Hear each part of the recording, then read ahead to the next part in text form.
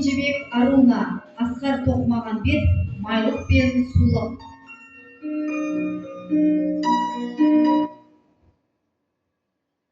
Майлық пен сулық бірге өсті, бірде жаңа, бірде ескі болып жүрген байғұстар бір күндері тілдесті. Майлық, деді сулық, сөзінде жоқ болып, мен ылғи тазамын, қалай тозамын?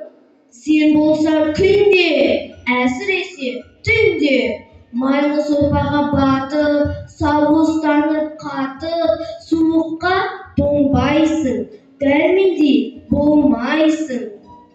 Дегенде майлы түйеліп, ызаланып, күйініп, тілдеп алды сулықты. Өмірден қалып қойып, білмей қапсың қулықты. Майлық та, сулық та бұл уақытта қожайынның жемі, тегі, ішіп жемі. Білінбесін дейді-ау, жұрт көзіне ілінбесін дейді-ау. Қалай соны сезбейсің? Айыптыны сырттан іздейсің.